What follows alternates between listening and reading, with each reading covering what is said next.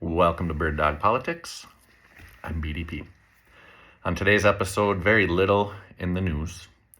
Donald Trump gave a press conference down in Florida at Alligator Auschwitz, a concentration camp that he had built in 8 days. Shows the remarkable efficiency of the U.S. government when it really wants to accomplish something. There's now a concentration camp where they can stash kidnapped people. That's all they are. They're people.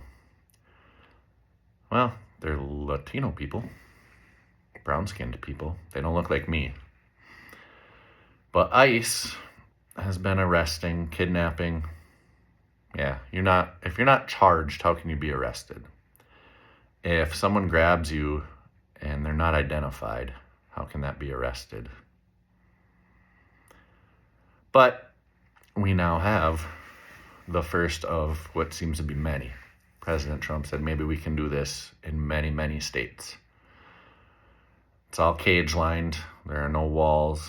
It's just a shell of a building with cages and bunk beds. It's despicable. ICE already burned through its entire budget for the year, and I believe that money was supposed to last through September. So it's no wonder that President Trump set a deadline of July 4th. He wants this big bill passed. But House Republicans, surprisingly, are standing in the way. And Representative Massey, I believe, voted no and stalled things out. So now President Trump wants to primary Representative Massey from the right. Elon Musk says he'll fund Representative Massey to the gills. In New York City, they're going to pour billions and billions into the mayor election. There's so much money out there that you and I don't have. There's your deep state. I'm not worried about celebrities, caves, baby blood. I'm worried about a billionaire saying, I will fund by billions the election to to defeat Mamdani, because New York City is a blue city. He won the Democratic primary. It's kind of taken for granted that he'll win the general. But the billionaires want to interfere with that. The billionaires want to buy this election with all the cash that they have. So there's cash for that, for election manipulation. What do you need to throw billions in? Have your candidates announce what they plan to do. 5 city-owned grocery stores, $30 minimum wage, universal pre-K. Bill de Blasio got that done. Announce what your intentions are for your constituents. It shouldn't take much money to announce what you want to do. You can do that for almost free. But they're going to put billions in to run smear campaigns, which is nothing new. But the smear campaigns will pay off big media. Big media will throw it back into entertainment stars or up to corporate, up to the board, tax breaks, lobbyists, So that's what's going on. More of same old, same old. The big beautiful bill is stalled. Donald Trump says we've got homegrown criminals, so maybe we'll just start snatching them up. Even if they're born here. ICE will come, grab them, throw them in a concentration camp, disappear people, because they're bad people.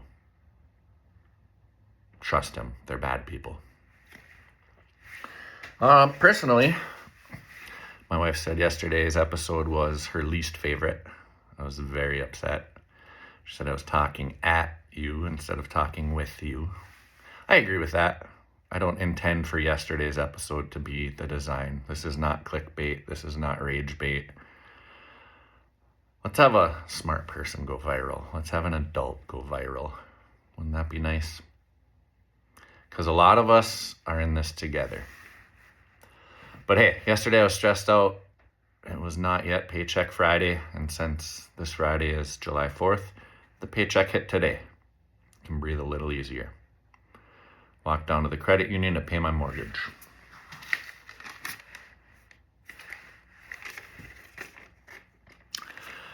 And so I paid $1,200 on my mortgage.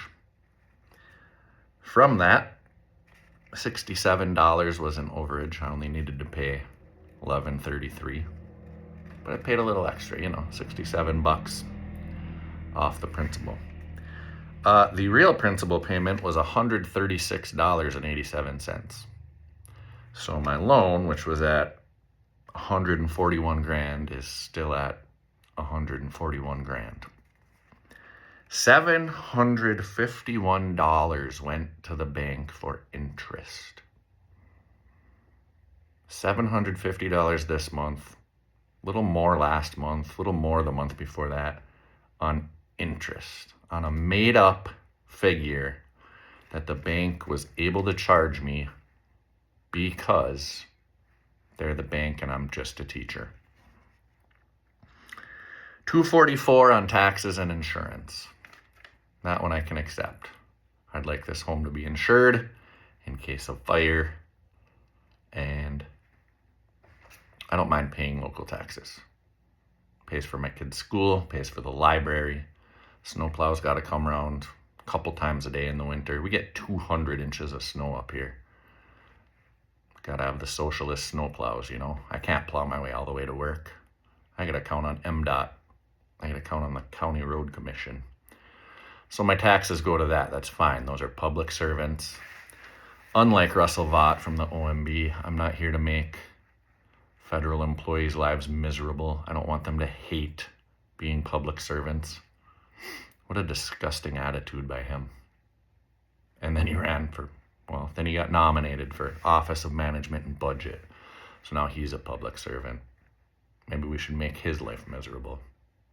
He's one of the authors of Project 2025. He's a bigwig in Heritage Foundation. And so he'll be even happier when J.D. Vance takes over, because more of Project 2025 will be done. Donald Trump's not the leader of the Christian nationalist movement, Guy can't even name a book of the Bible, much less a verse. Yeah, 2 Corinthians really said it all. 2 Corinthians. If you're rich, it's good. That's the part of the Bible I know. I'm sorry, sir. It's called 2 Corinthians. It was the second letter to the Corinthians. And if you found something that says being rich is good in the Bible, I got a few verses that say being rich is bad. But there's all this money. I just paid $750 to the bank for absolutely no reason except they charged me an astronomical interest rate. Am I rooting for the Trump recession so that this interest rate comes down? Well, maybe I am. I don't know. It's a tough spot to root for this country to go into a recession because it will help me personally. But there are a lot of guys like that. When there's a recession, prices are low. You can buy up everything cheap. Then you wait and sell it off later when prices are higher. That's how you make record profit after record profit after record profit.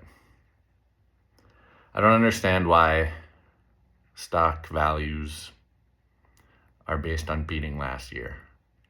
If last year your company made money, why isn't that good enough? Why do you have to do more and more and more year after year? Because the ways to do that, you got to screw over your employees.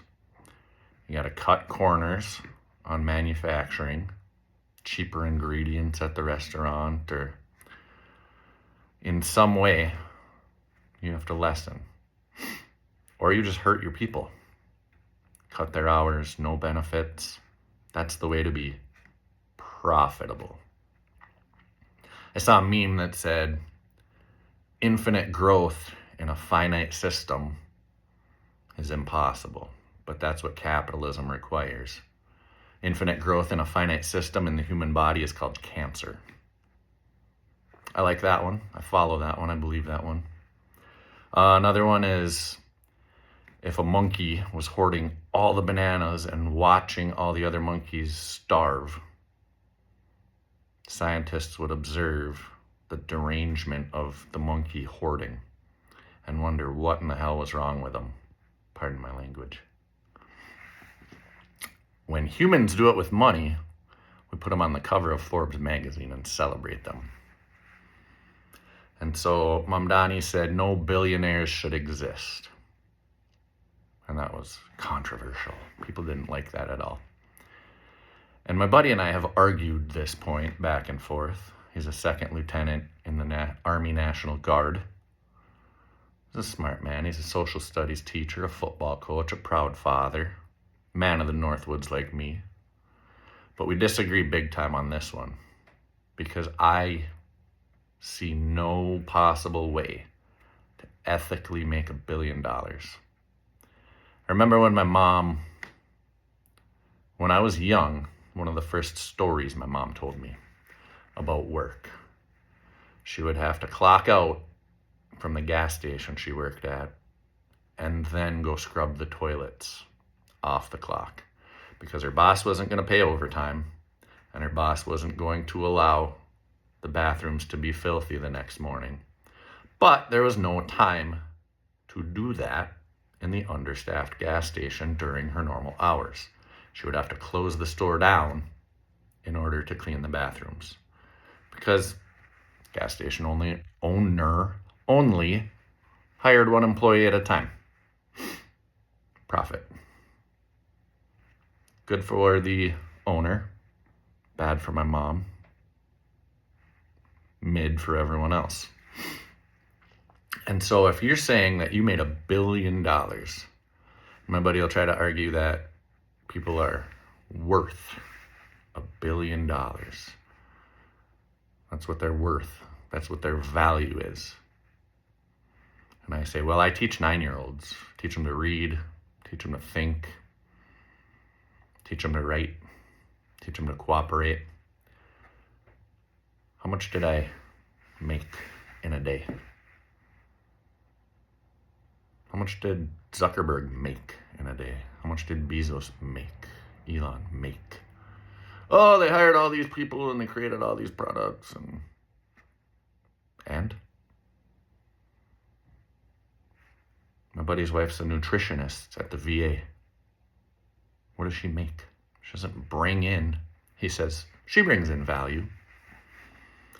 And that's undeniably true. But nobody paid her anything. Nobody's money changed hands when she gave great advice about how to be healthier, how to cut diabetes risk, how to add protein, how to cut carbs. There was no monetary value being created unless that veteran was getting healthy to go back to work for the man to improve some stock prices. But a lot of the VA guys up here, guys who go in are old, retired, veteran, ready to hang out and enjoy this beautiful country. So no, she doesn't make value. She keeps other humans healthy. So what's she worth? What does she deserve? How did the bank make $750 off of me today? All they did was say, okay, you may buy a house last January. You're approved for a loan. They could take $20 for doing that, but that's bad for business. Sorry about your business. Your business is bad for me. Your business is bad for the disappearing middle class and the working poor and the impoverished. And that's what's pissing people off. That's why there's so much anger. That's why there's so much violence. Donald Trump came down and said, Americans are poor and pissed. And he was right about that. And somehow he got a group of people to think that it's those workers on a construction site and it's those housekeepers in the Marriott. They have all the money. Are you kidding me? They don't have all the money. $750 for nothing today from me. How many people in town also have a loan with the local bank? My loan was bought out by a bigger bank, go figure. I got a letter in the mail Nothing about the way you pay will change. Just know that we bought your loan and we thought it was a great loan to buy. Something's broken. A lot of things are broken. Do we fix it? Do we make it worse? Am I a socialist if I say enough of this shit? Pardon my language. If I say my interest rate should be 2% on this mortgage, and instead of $750 a month, I can pay the bank $250 a month, is that acceptable? I hope it is. Sorry, Mom, can't talk right now. I'm making a video. Mom derailed me. This is Bird Dog Politics. I'm BDP. Like, subscribe, share.